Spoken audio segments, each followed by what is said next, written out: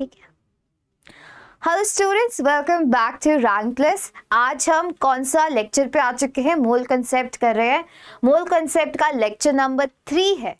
आज हम करने वाले हैं, अच्छा ये मैंने अभी तक टॉपिक चेंज नहीं किया है, बट आज हम मास वॉल्यूम रिलेशनशिप करने वाले हैं। साथ ही में बहुत सारे लॉज ऑफ केमिकल कॉम्बिनेशन है वो देखेंगे।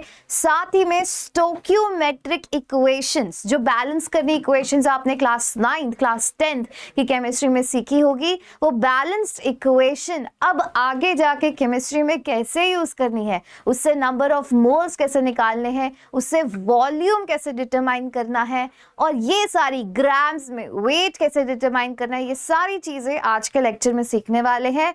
तो अब हमारा मोल कंसेप्ट की जो बेसिक्स मैथ्स थी ना, वो पिछले 2 चैप्टर्स हमने निपटा दी। ठीक है, जो 2 लेक्चर्स लिए थे वहां पे बेसिक मैथ्स हम कवर करके आ चुके हैं। अब हम एक्चुअली लास्ट लेक्चर में ही हमने एंटर कर दिया था जो भी हमने मोल कंसेप्ट, राइट।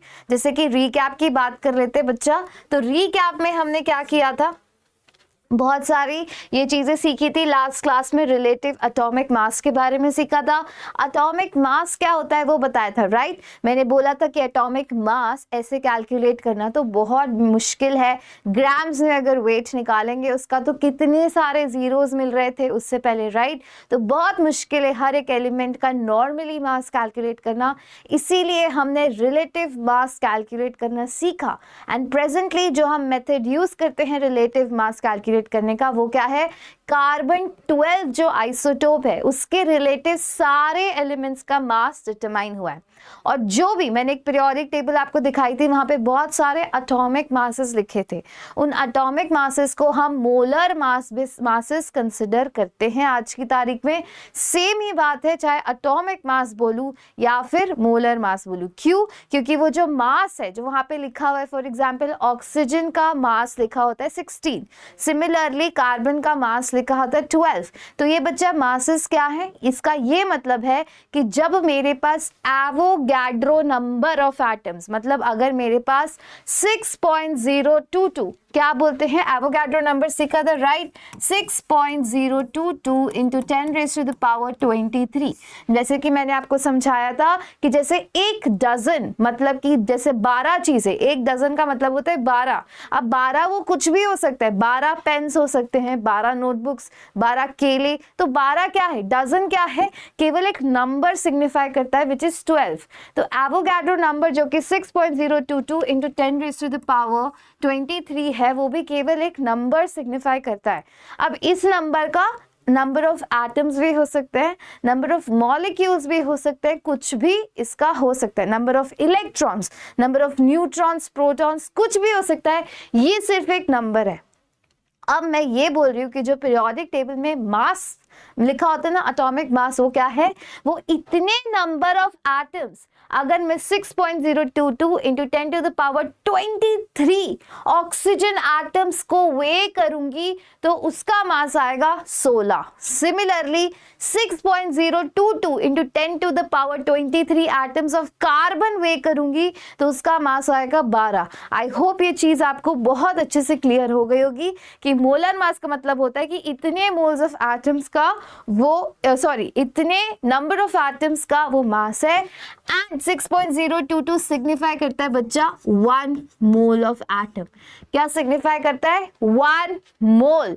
एक मोल में इतने एटम्स होते हैं, इतने मॉलिक्यूल्स होते हैं। ये चीज मैं एक बार और आपकी क्लियर कर देती हूँ। हम एक ब्लैंक पेज लेते हैं, वहां पे जाके क्लियर करते हैं। फॉर एग्जाम्पल मैंने एक एलिमेंट लिया H2, लिया मैंने H2, ठीक है। अब इस H2 का क्या मतलब है बच्चा, इस H2 का मतलब है कि बच्चा जब H2 के कितने एटम्स हो सकते हैं, यहाँ पे 6.022 इंटू 10, अच्छा अभी 62 नहीं लेते, एक सेकेंड, H2 नहीं लेते, 1 second, let me clarify this with okay, वो रब हो गया। आगे चल के बात करेंगे, मैंने स्लाइड्स इंक्लूड करी है। एक बारी बस ये नंबर आप सीख लीजिए, 6.022 इंटू 10। अभी मैं कंफ्यूज नहीं करना चाहती आपको, अभी धीरे धीरे करके एलिमेंट्स, मॉलिक्यूल्स, कंपाउंड्स सब देखेंगे, उसमें हम तय करेंगे कि एक मोल का मतलब वहां पे कितना है। विद एग्जांपल्स मैं बताऊंगी। अभी तक 6.022 इंटू 10 टू द पावर 23 का मतलब होता है 1 मोल। 1 मोल में कितने एटम्स होते हैं? 6.022 into 10 to the power 23. Is this thing clear? Is this thing clear? Let us move forward. बाकी ये सारी चीजें हमने कल क्लास में करी थी। एवरेज एटॉमिक मास कैसे निकालना है, जब आइसोटोप्स पता हो, आइसोटोप्स की अबंडेंस पता हो, तो हमें एवरेज एटॉमिक मास निकालना आना चाहिए। उसके बाद मॉलिक्यूलर मास भी हमें पता चला कि जो मॉलिक्यूल्स का मास होता है उसे मॉलिक्यूलर मास बोलते हैं, राइट।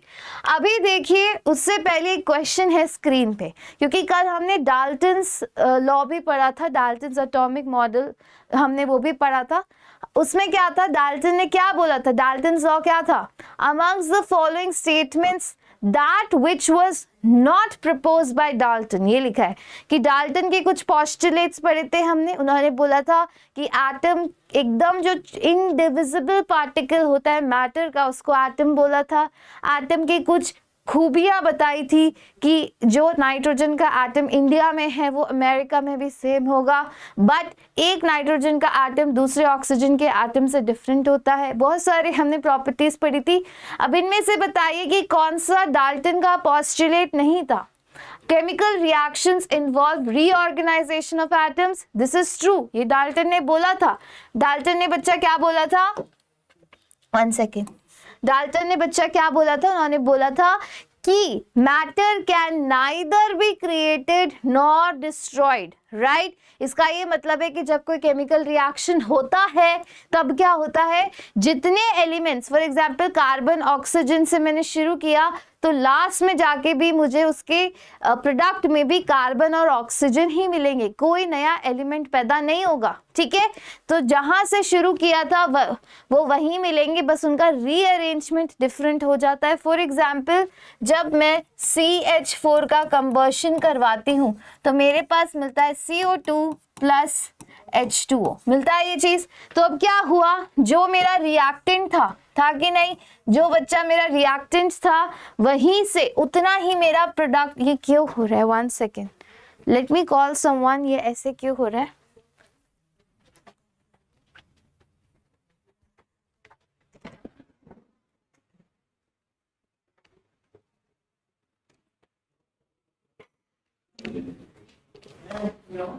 वो बार बार चेंज हो रहा है, मैं लिख रही हूँ ना वहां पे।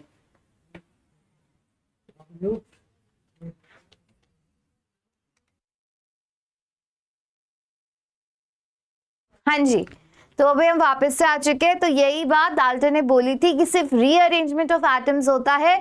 बेटा, रीअरेंजमेंट ऑफ एटम्स होता है, कोई नया एटम पैदा नहीं होता। यहाँ पे भी कार्बन था रिएक्टेंट में, प्रोडक्ट में भी कार्बन है, यहाँ पे भी हाइड्रोजन, प्रोडक्ट में भी हाइड्रोजन, ऑक्सीजन, प्रोडक्ट में भी ऑक्सीजन, कोई नया एलिमेंट नहीं आया। This is a true statement, ठीक है। उसके बाद नेक्स्ट है बच्चा, 1 second, sorry for the disturbance. हाँ जी, उसके बाद है all the atoms of a given element have identical properties. ये भी एकदम सही बात है, ये तो बोला ही था कि एक एलिमेंट की, फिर से चेंज हो गया।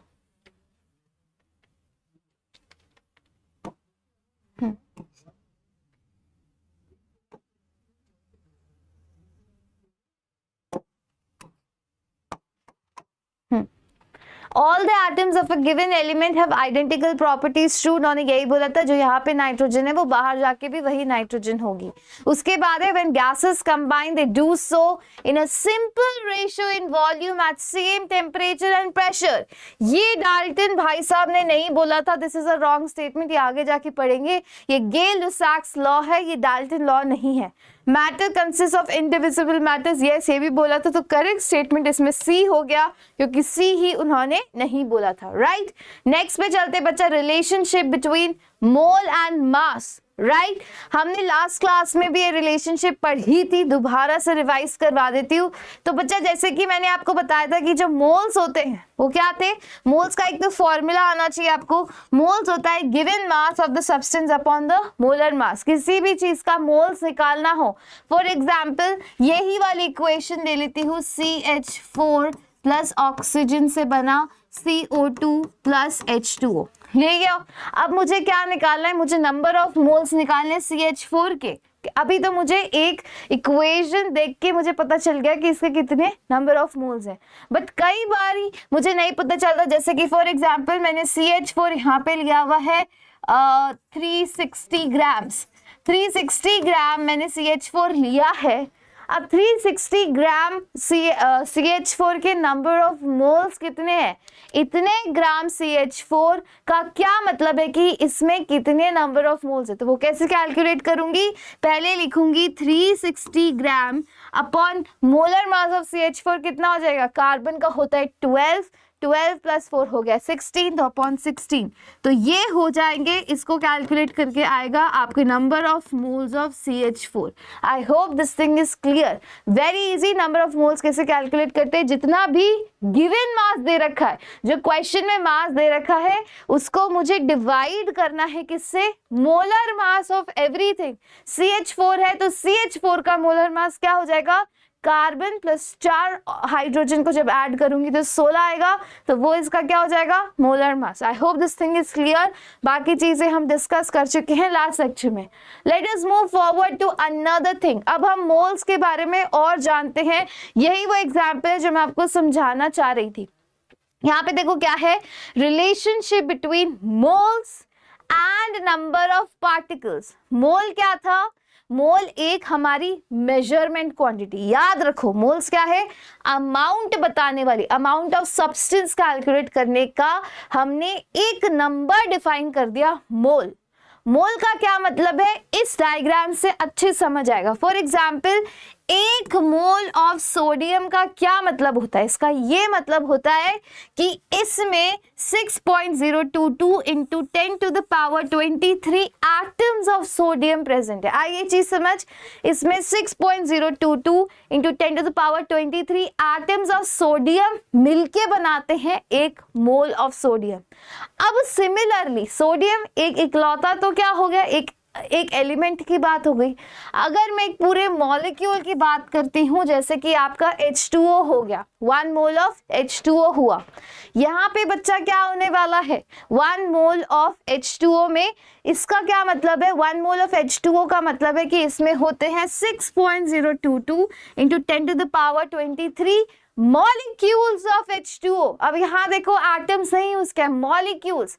1 मोल ऑफ H2O का मतलब है कि इतने सारे मॉलिक्यूल्स हैं H2O के, 6.022 इंटू 10 टू द पावर 23। अब इसमें नंबर ऑफ एटम्स कितने हैं, तो बच्चा यहाँ पे दिख रहा है कि ऑक्सीजन तो एक ही है, हाइड्रोजन कितनी है, 2, तो इसका मतलब यहाँ पे ऑक्सीजन तो 6.022 into 10 to the power 23 atoms ही हैं ऑक्सीजन के, बट हाइड्रोजन के कितने हैं, हाइड्रोजन के हैं 12.044 into 10 to the power 23 atoms of hydrogen. इसका क्या मतलब है कि केवल मैंने क्या किया, हाइड्रोजन निकालने के लिए 2 into 6.022 into 10 to the power 23 कर दिया। सिंपल, क्योंकि यहाँ पे क्या है, 2 एटम्स है हाइड्रोजन के, है कि नहीं, है कि नहीं। तो 1 मोल ऑफ H2O अगर कहीं भी लिखा होगा तो समझ जाइए, 1 मोल ऑफ H2O का मतलब है कि उसमें 6.022 into 10 to the power 23 molecules of H2O बोला जा रहा है। अब इसमें एटम्स कितने हैं, तो उसमें 2 into 2 multiplied by Avogadro number, तो क्या होगा 2, एवोगाड्रो नंबर होता है ना, 6.022 को बोलते हैं एवोगाड्रो नंबर, जो कि Na से रिप्रेजेंट होता है। याद रखना किससे रिप्रेजेंट होता है, Na से, इसको बोलते हैं एवोगाड्रो नंबर। लास्ट लेक्चर में इसकी बात की गई थी, ठीक है। तो फिर से इतने तो मॉलिक्यूल्स हो गए, एटम्स कितने हुए, 2 into Avogadro number hydrogen atoms है, and 1 into Avogadro number oxygen atoms है। अंडरस्टूड। तो यहाँ पे देखो एक सिंपल सा फॉर्मूला आ गया हमारे पास। क्या फॉर्मूला है, number of molecules is equals to, अगर नंबर ऑफ मॉलिक्यूल्स मुझे निकालने हैं तो कितने होंगे, number of moles into Avogadro number. Easy, इतने नंबर ऑफ मॉलिक्यूल्स होंगे, दिखाई दे रहा है, दिखाई दे रहा है। 1 मोल ऑफ H2O में कितने हैं, एवोगाड्रो नंबर ऑफ H2O यहीं पे कितना होता, अगर 1 मोल की जगह यहाँ दिया होता 2 मोल्स ऑफ H2O, अगर 2 मोल्स ऑफ H2O लिखा होता तो इसका मतलब है 2 into Na, number of molecules होते H2O के, मॉलिक्यूल्स होते बच्चा, मॉलिक्यूल्स होते H2O के। ये चीज समझ आई, ये चीज समझ आई। तो नंबर ऑफ मॉलिक्यूल्स, अगर क्वेश्चन, बहुत सारे क्वेश्चंस मिलेंगे कि मॉलिक्यूल्स बताओ कितने हैं, तो मॉलिक्यूल्स होता है कि जितने भी मोल्स है उसको एवोगाड्रो नंबर से मल्टीप्लाई कर दो। नेक्स्ट देखो, नंबर ऑफ एटम्स अगर पूछा है तो एटम्स कैसे निकालेंगे, नंबर ऑफ मोल्स करना है सबसे पहले, कितने नंबर ऑफ मोल्स है, इनटू एवोगाड्रो नंबर करना है, उसके बाद उसकी एटॉमिसिटी भी कर देनी है। समझ आ रहा है कि जैसे कि यहाँ पे 1 मोल ऑफ वाटर था, इसमें मुझे number of atoms of hydrogen पूछ लिया। For example 1 mole of water में number of moles, number of atoms of hydrogen, number of atoms of hydrogen, तो कितना होगा, पहले 1 इंटू एवोगाड्रो नंबर इंटू 2, इतना होगा आपके number of atoms of hydrogen. Very very important formulas, keep this in mind. समझ गए, बहुत इजी है। और कैसे ज्यादा बढ़िया तरीके से याद नहीं करना, जैसे जितने ज्यादा क्वेश्चंस करेंगे, आपके पास बहुत सुंदर डीपीपीस मैंने भेजी हैं, जो भी आपको क्वेश्चन सॉल्विंग है ना, वो जो एमसीक्यू फॉर्मेट्स में, प्लीज डू इट। अब से आपकी डीपीपीस पूरी सॉल्व होनी चाहिए, क्योंकि बच्चा आज इस वीक की लास्ट केमिस्ट्री क्लास है। इसके बाद जो 3 डीपीपीस आपके पास मिली है, आपको तीनों आप बहुत अच्छे तरीके से सॉल्व कर सकते हो। और उसके बाद डाउट्स होंगे तो let me know next week. Next week में मैं पूरा आपको एकदम, मैंने जैसे आपको बताया था कि जो हमारी प्रोग्रेस है वो एक्सपोनेंशियल होने वाली है। इसका क्या मतलब है कि शुरुआत हम बहुत स्लोली करेंगे, अंत में जाते जाते आपकी भी स्पीड बढ़ जाएगी, तो वैसे ही मेरी भी बढ़ जाएगी। जितना आप कोशिश करेंगे उससे ज्यादा कोशिश मैं करूंगी, that is for sure. But आपकी तरफ से अगर आपको समझ में नहीं आएगा तो आपकी मैम आपको फिर से पीछे ले जाके समझाएगी, क्योंकि समझना बहुत इंपॉर्टेंट है। बेसिक्स ये कुछ चैप्टर्स में आपने पूरे कर लिए तो बाकी आगे के चैप्टर्स बहुत इजी हो जाएंगे। ठीक है, चलिए नेक्स्ट चलते हैं। अब ये देखिए, कुछ मैं आपको सिखाती हूँ reading a chemical formula in terms of moles. आपको पढ़ने आने चाहिए। कोई केमिकल फॉर्मूला दे दिया, उसको नंबर ऑफ मोल्स से कैसे पढ़े। For example chemical formula of a substance can be read in terms of moles as per given example. जैसे कि आपको दिया हुआ है 1 मोल ऑफ H2SO4 दिया हुआ है आपको। ठीक है, इसका क्या मतलब है, इसका ये मतलब है कि इसमें कितने हैं, 2 मोल्स है हाइड्रोजन के, दिखाई दे रहे। 1 मोल ऑफ H2SO4 में 1 मोल लिया है H2SO4, इसमें हाइड्रोजन कितनी है, 2 है। इसका मतलब 1 मोल H2SO4 में 2 मोल्स ऑफ H है, 2 मोल्स ऑफ H है, मतलब कि 2 into Avogadro number of atoms of H हो गया। हुआ कि नहीं, 2 मोल्स हाइड्रोजन, एटम्स कितने हैं, 2 इंटू एवोगाड्रो नंबर, और कितने ग्राम्स हो गई, ये हो गई 2 ग्राम्स ऑफ H। ठीक है, सिमिलरली नेक्स्ट है 1 mole of sulphur, 1 mole of sulphur. अब ये 2 ग्राम्स क्यों लिखा है यहाँ पे बच्चा, क्योंकि एक हाइड्रोजन का एटॉमिक वेट क्या होता है, 1 होता है, तो 2 का क्या हो जाएगा, 2 हो जाएगा। इजी सी बात है। ठीक है, एटॉमिक वेट हम केवल नंबर ऑफ मोल से कैलकुलेट करते हैं। ठीक है, जितने नंबर ऑफ मोल्स होते हैं, जैसे 2 मोल्स है तो 2 इंटू 1। अब यहाँ पे देखो 1 मोल ऑफ, अब यहाँ सल्फर कितना है 1, तो मतलब 1 मोल ऑफ सल्फर में 1 मोल ऑफ H2SO4 में 1 मोल ही सल्फर है। अब एटम्स ऑफ सल्फर कितने हैं, सिर्फ और सिर्फ एवोगाड्रो नंबर ऑफ एटम्स है, क्योंकि 1 इंटू एवोगाड्रो हो जाएगा अदरवाइज। अभी कितनी ग्राम्स है बच्चा, 1 ग्राम सल्फर, एक सल्फर 1 मोल ऑफ सल्फर का वेट होता है बच्चा 32 ग्राम्स। कितना होता है, 32, जो इसका मोलर मास है, इजंट इट। ये सारे क्या है, मोलर मास, याद रखना, मोलर मास। ठीक है, नेक्स्ट हम ऑक्सीजन की बात करें। ऑक्सीजन कितनी है, 1 मोल में दिख रही है 4, दिख रही है 4, तो 1 मोल में 4 मोल्स ऑक्सीजन है।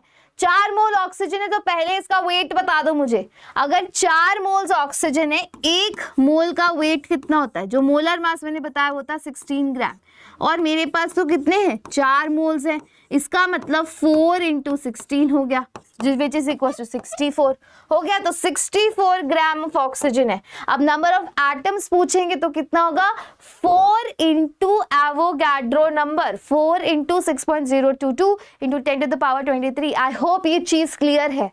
तो एक, अब ये पूरा का पूरा पढ़ना आ गया, मॉलिक्यूल जो कुछ भी पूछ लिया, वो नंबर ऑफ मॉलिक्यूल्स पूछ ले आपसे, नंबर ऑफ एटम्स पूछ ले, आपको निकालने आने चाहिए।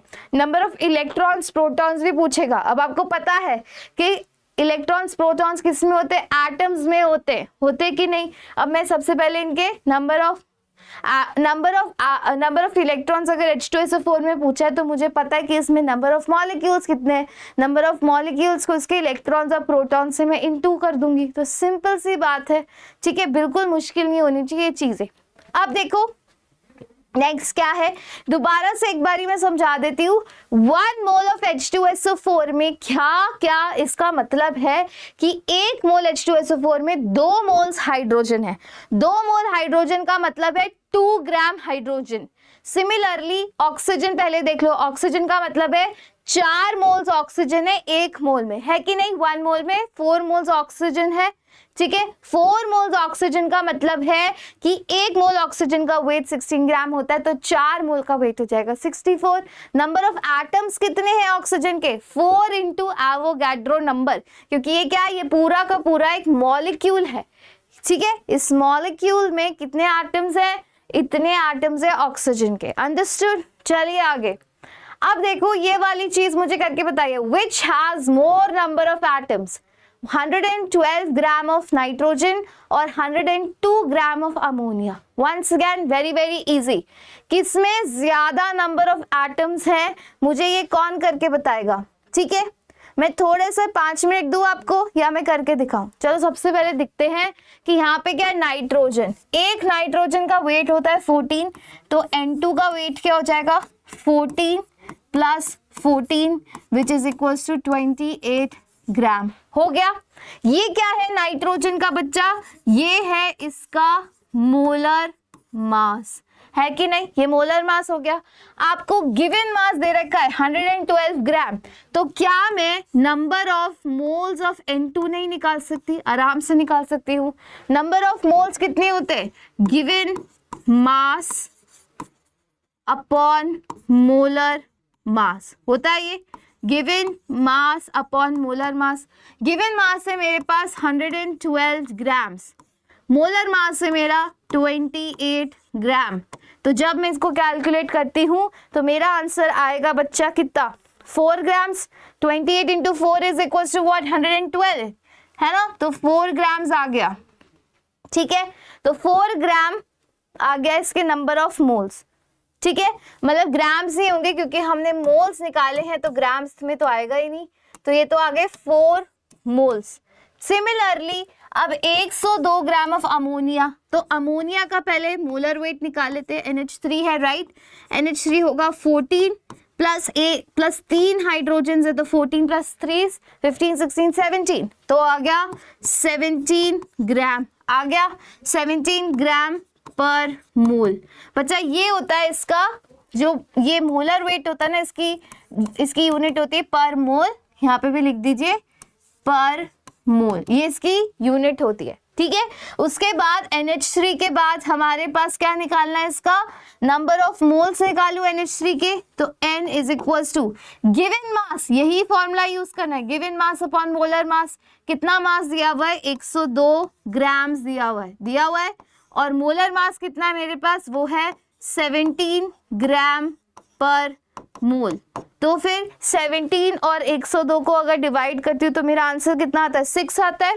तो 6 मोल्स आ गए 6 मोल्स। अब मुझे क्या पूछा है, मुझे तो मैम नंबर ऑफ एटम्स पूछा है। अब मुझे पता चला कि N2 के तो 4 मोल्स हैं और NH3 के कितने 6 मोल्स हैं, है कि नहीं। तो N2 के अगर 4 मोल्स हैं तो इसके नंबर ऑफ एटम्स कितने होंगे, एटम्स मैं निकाल रही हूँ। एटम्स का फॉर्मूला क्या था, एटम्स का फॉर्मूला होता है number of moles into Avogadro number into atomicity, यही था। एटोमिसिटी यहाँ कितनी है 2 लिखा हुआ है, N2 इंटू 2 कर दूं 4 तो नंबर ऑफ मोल्स है, Na हो गया आपका एवोगाड्रो नंबर इंटू 2, तो फाइनली आंसर आता है मेरा 8Na आ गया।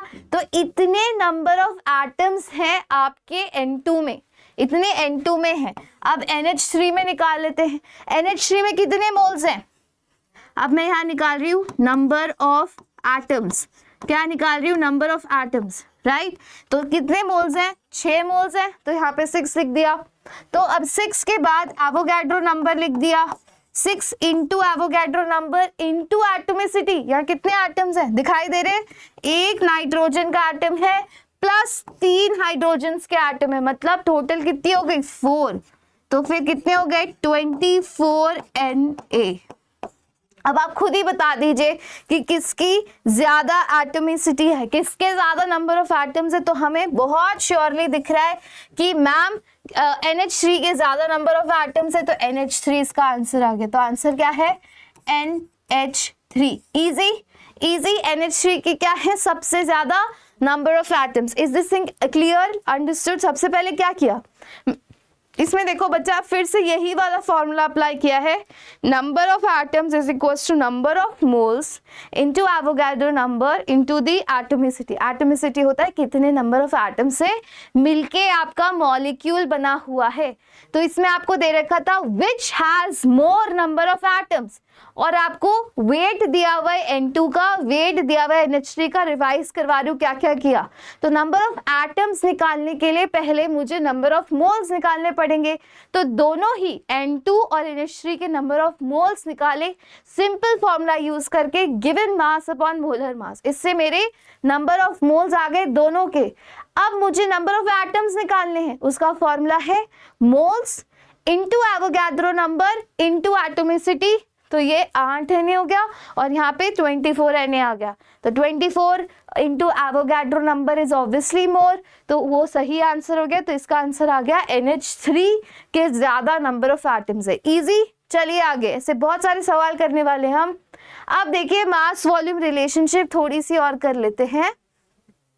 हाँ जी, अब देखिए मास वॉल्यूम रिलेशनशिप। अभी तक हमने कौन कौन सी रिलेशनशिप देखी, मास मास रिलेशनशिप, मास मोल रिलेशनशिप देखी कि नहीं, कि मास से मोल्स कैसे निकालते हैं देखा ये। अब मास से वॉल्यूम कैसे निकालोगे ये आप यहाँ देखोगे, बहुत इंटरेस्टिंग रिलेशनशिप है। बहुत सारे क्वेश्चंस आते हैं इसमें, ध्यान से देखना, बच्चे कंफ्यूज हो जाते हैं, बट मैं आज का पहले दिन आपकी कंफ्यूजन दूर कर दूंगी, ठीक है। अभी देखो यहाँ पे क्या है, मास वॉल्यूम रिलेशनशिप में सबसे पहले एक चीज याद रखो, ये वाला, इसको बोलते हैं एवोगाड्रोस लॉ। क्या बोलते हैं इसको, एवोगाड्रोस लॉ नहीं बोलते, मोस्टली इसको बोलते हैं एवोगाड्रोस हाइपोथेसिस। हाइपोथेसिस जो ये नीचे लिखी हुई है, यहाँ पे लिखा हुआ है बच्चा, equal volumes of all gases have equal number of molecules not atoms at the same temperature and pressure condition. समझ आया, equal volumes of all gases have equal number, इसका मतलब है कि अगर मेरे पास इक्वल वॉल्यूम की गैस है, चाहे कोई भी गैस हो, डजंट मैटर, all gases लिखा हुआ है, equal volume of all gases have equal number of molecules not atoms, understand this, at the same temperature and pressure condition। जब मैं प्रेशर और टेम्परेचर को कांस्टेंट रख देती हूँ, वो नहीं चेंज कर रही, ठीक है। प्रेशर और टेम्परेचर मेरा कांस्टेंट है, तो बच्चा अगर मेरे पास एक बॉक्स में एक मेरे पास फिक्स्ड लेंथ विड्थ हाइट का बॉक्स है और एक दूसरा बॉक्स है, दोनों की सेम वॉल्यूम है, पर एक में क्या है मैंने नाइट्रोजन भर दी, दूसरे में ऑक्सीजन भर दी।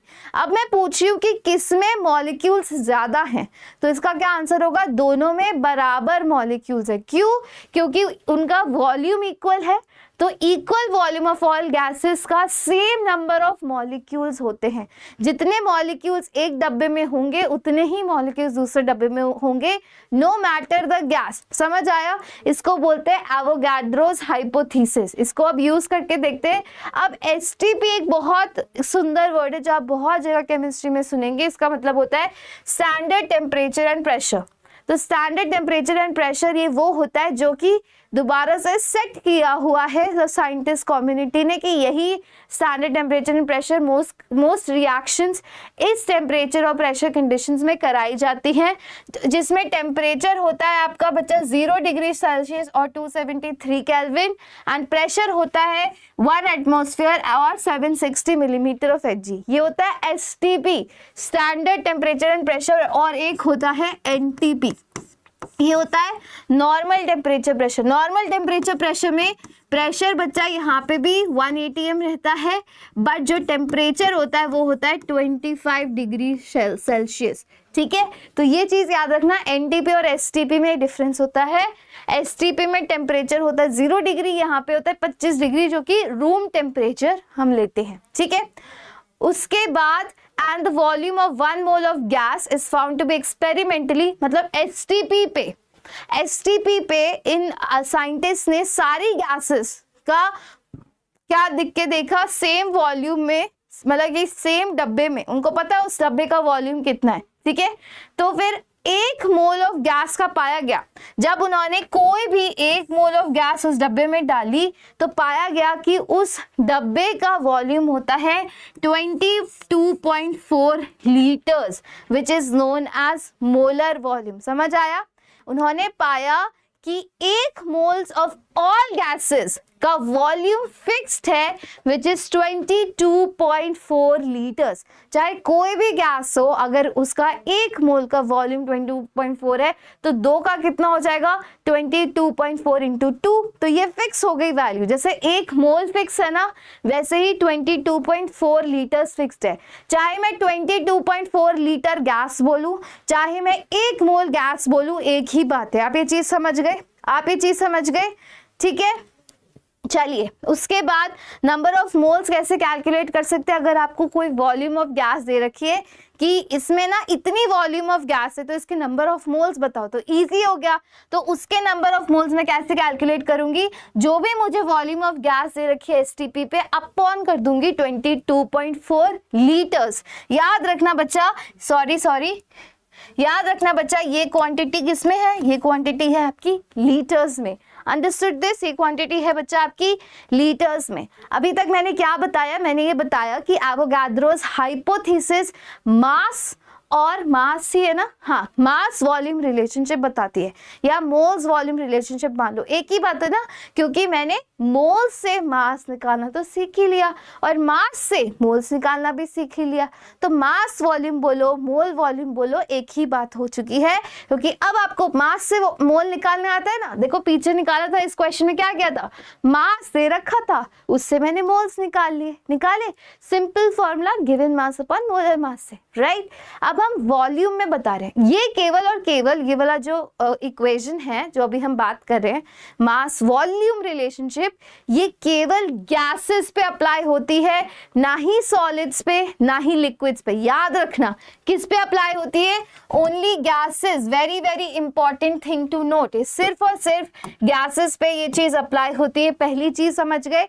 दूसरी चीज क्या थी, ये बोलते हैं कि चलो ये वाली डेफिनेशन तो है ही कि इक्वल वॉल्यूम ऑफ गैसेस का इक्वल नंबर ऑफ मॉलिक्यूल्स होते हैं। ये चीज तो समझ आ गई, एवोगाड्रोस लॉ हो गया। ठीक है, अब ये बोलना क्या चाहता है, ये बोलता है कि जब भी साइंटिस्ट ने कोई भी 1 मोल ऑफ गैस का वॉल्यूम वे किया तो हर 1 मोल गैस का वॉल्यूम आता है 22.4 लीटर्स, उन्होंने फिक्स कर दिया।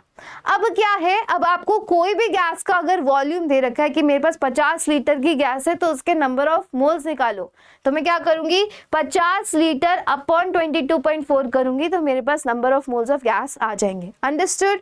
चलिए आगे। अब ये एक बहुत ही प्यारा सा आपका कन्वर्जन वो है, डायग्राम है, जिससे आप हर चीज जान सकते हैं। जैसे मेरे को मोल्स पता है, मोल्स से शुरू हो जाओ। मुझे पता है कि मेरे पास वाटर के 2 मोल्स प्रेजेंट है। और 2 moles of water, water gas भी हो सकता है राइट, तो 2 मोल्स ऑफ वाटर का वॉल्यूम बताना है मुझे, तो क्या होगा मैं इंटू 22.4 कर दूंगी, तो मुझे volume of water, volume of steam पता चल जाएगा। ठीक है, अब मेरे पास वॉल्यूम ऑफ स्टीम मुझे पता है, मुझे नंबर ऑफ मोल्स निकालने, तो क्या करूंगी, अभी बताया था वॉल्यूम पता है, नंबर ऑफ मोल्स निकालने तो डिवाइडेड बाय 22.4, इजी। सिमिलरली अब उस वाटर का मुझे नंबर ऑफ एटम्स या नंबर ऑफ मॉलिक्यूल्स जो भी निकालने, तो क्या होता है इनटू Na, और नंबर दिया हुआ है तो डिवाइडेड बाय Na, अभी तक हमने जो किया था। नेक्स्ट क्या है, मास निकालना है मुझे, तो मास भी इजीली निकल जाता है। मोल से मास कैसे निकालते हैं, ये तो वही फॉर्मूला है, ये तो आपको याद ही नहीं करना। मोल्स क्या होता है, गिवन मास अपॉन मोलर मास, यही चीज यहाँ पे डिस्क्राइब की हुई है कि मास मोल्स का रिलेशनशिप पता है, मोल वॉल्यूम का रिलेशनशिप पता है, मोल नंबर का रिलेशनशिप भी मैंने बताया था ना कि नंबर ऑफ मॉलिक्यूल्स कैसे निकालते हैं इनटू एवोगाड्रो नंबर करके, नंबर ऑफ एटम्स कैसे निकालते हैं इनटू एटमिसिटी भी करते थे। समझ गए, चलते हैं आगे। ये वाला क्वेश्चन करके दिखाइए, calculate the number of moles in 11.2 litre of CO2 at STP। Again very easy, isn't it easy कि मेरे पास नंबर ऑफ मोल्स निकालने हैं, मुझे एक करके दिखा रही हूँ कि मुझे क्या निकालने हैं, मोल्स निकालने हैं। मोल्स का फॉर्मूला क्या था, volume of gas at STP, यही था। अपॉन क्या होता है, अपॉन होता है 22.4 लीटर्स, और ये भी लीटर में वैल्यू है, तो मोल्स आ जाएंगे मेरे ए के। मुझे दी हुई है 11.2 लीटर दी हुई है और नीचे है 22.4 लीटर, तो ये तो सिंपल सा 0.5 लीटर आ गया। इसका आंसर आया कि नहीं आया। चलिए नेक्स्ट थोड़ा सा आप ट्राई करो, थोड़ा 5 सेकेंड देती हूँ, देखो क्वेश्चन क्या है। 1 सेकेंड। तो ये तो आपका आ ही गया 0.5 मोल्स आ गया। सिमिलरली हम बी वाला भी कर लेते हैं, बी भी इजी सा लग रहा है। बी है 18 ml of H2O, 18 ml of H2O। अब इसको कैसे सॉल्व करोगे, अब बोलोगे कि मैम आप क्या करो, आप ऐसे कर दो, 18 ml दिया हुआ है, 18 ml अपॉन 22400 ml कर दो, है ना, 22.4 लीटर को ml में कन्वर्ट कर दो और आपका मोल्स ऑफ H2 आ जाएंगे। बट यहाँ पे ट्रिक है बच्चा, ये देखो ये किस में दिया हुआ है, लिक्विड में। याद रखो कि केवल ये जो फॉर्मूला है only for gases, only for gas, right. इसमें ये फॉर्मूला लगा दोगे तो ये एकदम गलत हो जाएगा, this is the wrong way to do it, क्योंकि ये क्या गैसेस पे अप्लाई होता है, लिक्विड्स पे नहीं होता है। तो लिक्विड दिया हुआ है, अब लिक्विड दिया हुआ है, इसका ml दिया हुआ है, तो अब मैं नंबर ऑफ मोल्स कैसे निकालूंगी, तो यहाँ पे थोड़ा सा दिमाग लगाना है। साथ में दिख रहा है कि आपको डेंसिटी दी हुई है 1 ग्राम पर मिलीलीटर। डेंसिटी क्या होती है, डेंसिटी होती है मास अपॉन वॉल्यूम, होती है कि नहीं। डेंसिटी मुझे पानी की दी हुई यहाँ पे 1 ग्राम पर मिलीलीटर, ठीक है। मास मुझे नहीं पता, पर वॉल्यूम भी मुझे दिया हुआ है 18 मिलीलीटर, तो मैंने यहाँ लिख दिया 18 मिलीलीटर। तो इससे क्या मेरा मास आ जाएगा, हाँ कितना आया मेरा मास आ गया मैम 18 ग्राम्स। तो मेरे पास मास आ गया अब 18 ग्राम। सिमिलरली अब मेरे को मोल्स निकालने हैं, तो मोल्स का फॉर्मूला, मोल्स को ना मैं एन से रिप्रेजेंट करूंगी। मोस्टली मोल्स आपको दिखेंगे एन से रिप्रेजेंट होते हुए, इसीलिए आपकी प्रैक्टिस अभी से बनाने के लिए मैं एन से रिप्रेजेंट करने वाली हूँ। तो मोल्स कितने होते हैं, गिवन मास अपॉन मोलर मास, राइट। और वाटर का मोलर मास कितना होता है, H2O, H2 मतलब 2 + 16 विच इज इक्वल टू 18 ग्राम। तो बच्चा इसका मोलर मास भी 18 है, गिवन मास भी 18 है, तो आ ही गए 18/18 विच इज इक्वल टू 1 मोल। आपका आंसर आ गया। ये ग्राम पर मोल, ये चीज याद रखना कि जो मोल्स की मतलब कि जो मोलर मास की यूनिट होती है वो होती है ग्राम पर मोल। तो आपका आंसर कितना आ गया, 1 मोल आ गया। इजी मोल्स निकालने आ गए। ये ट्रिकी था, इसीलिए मैंने आपको दिखाया कि पहला वाला तो आसानी से कर दिया 11.2/22.4 करके, बट ये लिक्विड जब दिया है तो ये गड़बड़ी मत करना। जेईई में ऐसे ही क्वेश्चंस आते हैं जो आपको थोड़ा सा वो कर देते हैं कि ओ यहाँ पे क्या करना है, राइट, जहाँ पे आपकी सिली मिस्टेक्स होने के ज्यादा चांसेस होते हैं, बट हमें वो कमिट नहीं करनी है।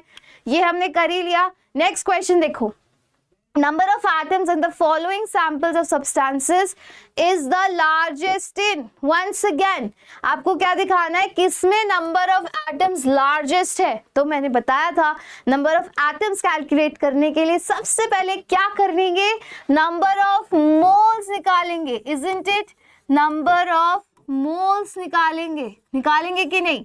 तो number of moles पहले H2 के निकाल देते हैं, H2 के, तो नंबर ऑफ मोल्स 4 ग्राम दी हुई है, तो 4 ग्राम अपॉन मोलर मास, तो इसका 2 हो गया, तो आ गया मेरा 2 मोल, आगे H2 के 2 मोल। सिमिलरली नेक्स्ट दिया हुआ है मेरे पास Cl2 के मुझे नंबर ऑफ मोल्स कितना दिया हुआ है, 71 ग्राम दिया हुआ है, और Cl2 को जब मैं ऐड करती हूँ तो 35.5 बच्चा इसका एटॉमिक वेट होता है, कितना होता है, 35.5, ठीक है, कितना होता है बच्चा, 35.5 होता है, तो 35.5 प्लस 35.5, तो दोबारा से इसका आंसर 1 मोल आ जाता है। नेक्स्ट देखिए 127 ग्राम ऑफ I2 का निकालते हैं, कितना है 127 ग्राम। I2 का मोलर वेट होता है बच्चा 254 ग्राम, कितना होता है 254 ग्राम पर मोल, तो इससे आंसर कितना हो जाएगा, कितना आ जाएगा 0.5 आ जाएगा कि नहीं आ जाएगा, 0.5 मोल्स आ जाएगा इसका answer. Similarly 48 gram of Mg का निकालना है, कितना है इसका 48 ग्राम, और एक मैग्नीशियम का बच्चा होता है 24 ग्राम मोलर मास, 24 ग्राम, तो इससे क्या इसका आंसर 2 नहीं आ जाएगा, तो 2 मोल्स इसका आंसर आ गया, कितना आ गया 2 मोल्स। मोल्स तो मुझे पता चल गए, अब मुझे क्या पूछा है, नंबर ऑफ एटम्स पूछे हैं। नंबर ऑफ एटम्स कैसे होंगे, very easy, once again H2 के मुझे नंबर ऑफ एटम्स निकालने हैं, तो यहीं पे निकाल दूं, नंबर ऑफ एटम्स में निकालूंगी तो क्या करूंगी, अच्छा ऐसे करके लिख देते हैं 2Na into atomicity which is 2 which is equals to 4Na हो गया। नंबर ऑफ एटम्स कितने आए 4Na। सिमिलरली Cl2 के नंबर ऑफ एटम्स कितने होंगे Na और वो भी 2Na हो गया इसका आंसर, इसका तो 2Na होंगे number of atoms. Number of atoms of I2 हो जाएगा बच्चा 0.5 इंटू 2, तो ये क्या है इंटू 2, 0.5 इंटू 2 कितना हो जाएगा, इंटू 2 1 ही हो जाएगा, 0.5 इंटू 2 इज 1, तो 0.5 into 2 is 1Na into 2 into Na, तो इसका फाइनल आंसर फिर से आपके पास Na आएगा, राइट। और इसका क्या आएगा 2 मोल्स Mg का, यहाँ पे ऐसे लिख देते हैं Mg का 2Na आ जाएगा आंसर। तो सबसे ज्यादा एटम्स किसके नजर आ रहे हैं, मुझे तो बच्चा हाइड्रोजन के नजर आ रहे हैं, आ रहे हैं कि नहीं आ रहे, सबसे ज्यादा हाइड्रोजन के नजर आ रहे हैं, तो करेक्ट आंसर हो गया आपका ये, हो गया कि नहीं हो गया, इजी। नंबर ऑफ एटम्स निकालने के लिए नंबर ऑफ मोल्स निकालते हैं, जैसे ही मोल्स आए तो एटम्स कैसे निकालते हैं, मोल्स को पहले एवोगाड्रो नंबर से मल्टीप्लाई करते हैं, उसके बाद उसकी एटॉमिसिटी से, यहाँ 2 हाइड्रोजन है तो इंटू 2, 2 क्लोरीन है तो इंटू 2, 2 आयोडीन है इंटू 2, मैग्नीशियम एक ही है तो इंटू 1, तो ये 2Na आ गया आंसर। इजी है ये चीजें, बहुत सारे क्वेश्चंस आते हैं इस पे, इसीलिए इनकी प्रैक्टिस करना जरूरी है। नेक्स्ट देखिए, the amount of oxygen in 3.6 moles of water, once again very easy, amount of oxygen पूछा है और सारे ऑप्शंस ग्राम्स में है, मतलब मुझे क्या निकालना है, मुझे मास निकालना है, तो फिर मुझे क्या दिया हुआ है, मोल्स ऑफ वाटर दिया हुआ है, तो मुझे 3.6 मोल्स ऑफ वाटर, तो वाटर का फॉर्मूला क्या होता है H2O। पहले इसका मोलर मास निकाल लेते हैं, 2 + 16 विच इज इक्वल्स टू 18 ग्राम पर मोल, ये क्या हो गया, इसका मोलर मास हो गया। अब मुझे नंबर ऑफ मोल्स दिए हुए, मुझे पता है नंबर ऑफ मोल्स कैसे निकालते हैं, गिवन मास अपॉन मोलर मास, ऐसे ही तो निकालते हैं गिवन मास अपॉन मोलर मास। पर मुझे अभी क्या दिया हुआ है, मुझे नंबर ऑफ मोल्स ही दिए हुए हैं। कितने नंबर ऑफ मोल्स? 3.6, यहाँ लिख दिया 3.6। गिवन मास नहीं है, मुझे मास नहीं पता, तो इसकी जगह मैंने x लिख दिया और मोलर मास की जगह मैंने लिख दिया 18 ग्राम पर मोल लिख दिया। तो x की वैल्यू कितनी आ जाएगी? x हो जाएगा 18 इंटू 3.6 हो जाएगा। तो 18 इंटू 3.6 करूंगी तो कितना आंसर आएगा? 57.6। कितना आंसर आएगा? ना अमाउंट ऑफ ऑक्सीजन, हाँ, तो बच्चा आंसर कितना आएगा मेरा? 3.6 इंटू 18। अब ये सब करने से एक और मैं आपको तरीका बताती हूँ, एक और तरीका बताती हूँ। इससे थोड़ी सी लेंथी कैलकुलेशन हो रही है, एक और बहुत बढ़िया तरीका बताती हूँ। बढ़िया तरीका क्या है? इससे तो क्या होगी, लेंथी कैलकुलेशन हो जाएगी, क्योंकि इससे अभी तक केवल हमारा H2O का निकलेगा। यहाँ पे पूछा किसका है? Amount of oxygen in 3.6 moles of water पूछा है, राइट। तो हमें एक चीज पता है कि एक मोल ऑफ H2O में, एक मोल ऑफ H2O में कितनी ऑक्सीजन है? दिखाई दे रही है? एक मोल ऑफ H2O में है बच्चा 16 ऑक्सीजन, है कि नहीं? कितनी है? 16 ग्राम्स ऑक्सीजन है, 16 ग्राम ऑफ ऑक्सीजन। ये तो सभी को समझ आ गया। एक मोल ऑफ वाटर में दिखाई दे रहा है, ऐसे ही तो इसका मोलर फॉर्मूला बना है। एक मोल है, ये किसका है? ये 1 मोल ऑफ H2O का वेट है। तो एक मोल ऑफ H2O का वेट होता है 18 ग्राम पर मोल, है ना। एक मोल का 18 ग्राम होता है। तो एक मोल में ऑक्सीजन का कितना वेट है? जो इसका मोलर मास है वो हो गया। तो एक मोल का इतना है, तो 3.6 मोल्स का कितना होगा? 3.6 moles of H2O। Very easy, 16 into 3.6 कर दिया। तो क्या 2 लाइन में आंसर नहीं आ गया? 16 इंटू 3.6 करते हैं तो 57.6 इसका आंसर आ जाता है, 57.6 विच इज दिस। आए इजीली। तो ये थोड़ी चीजें देखनी आनी चाहिए कि एक H2O के मोल में मैम 16 ग्राम तो ऑक्सीजन है, बाकी सिर्फ 2 ग्राम मेरी हाइड्रोजन है। समझ गई? तो एक मोल में 16 ग्राम है, तो फिर 3.6 मोल्स में कितनी हो गई? 16 into 3.6 moles of oxygen, of grams of oxygen होगा इसमें, grams of oxygen. I hope this thing is clear to everybody, right. I hope this thing is clear. I hope मजे आ रहे होंगे ये सब क्वेश्चंस करके। चलिए नेक्स्ट पे चलते हैं। नेक्स्ट क्वेश्चन, सॉरी ये रहा, calculate the average molar mass of sample of gas containing hydrogen and methane if moles of both gases are same. ये समझ आया कि आपको एवरेज मोलर मास निकालना है एक सैंपल ऑफ गैस का जिसमें हाइड्रोजन एंड मीथेन है। अगर मोल्स ऑफ बोथ गैसेस कितने बच्चे आपको दिए हुए? सेम दिए हुए हैं, ठीक है, सेम दिए हुए आपको मोल्स ऑफ गैसेस। तो इसका क्या मतलब हो गया? इसका ये मतलब है कि कौन कौन सी गैस है? Hydrogen and methane. तो मैं यहाँ ले लेती हूँ, let moles of H2। For example मैंने मोल्स ऑफ H2 कितना ले लिया बच्चा? N ले लिया, ठीक है। तो मास ऑफ H2 कितना हो जाएगा? Mass of H2, mass of H2 कितना होता है? मास ऑफ H2 कितना होता है? Moles into molar mass. तो मोल्स इंटू मोलर मास हो जाएगा 2 हो जाएगा, तो कितना हो जाएगा? 2N हो गया। ये कितना हो गया? मास ऑफ H2 हो गया। अब CH4 की भी ले लेते हैं, तो late moles of CH4, CH4 की भी सेम है तो N ही हो गए, late moles of CH4 N। तो मास ऑफ CH4 कितना हो जाएगा? मास ऑफ CH4, मास कितना होता है? Moles into molar mass. तो मोल्स कितने हैं मेरे पास? N। मोलर मास CH4 का होता है, मोलर मास होता है 12 plus 4 which is equal to 16। तो ये हो गया मेरा 16N हो गया। अब क्या है? Calculate the average molar mass of the sample. अब इनका एवरेज लेना तो बहुत इजी हो गया। एवरेज का क्या मतलब होता है? एवरेज का मतलब होता है 16N प्लस 2N, यही होता है average. 16N plus 2N upon total moles, और टोटल मोल्स कितने हैं? 2N है कि नहीं? है कि नहीं? टोटल मोल्स कितने हैं? 2N है।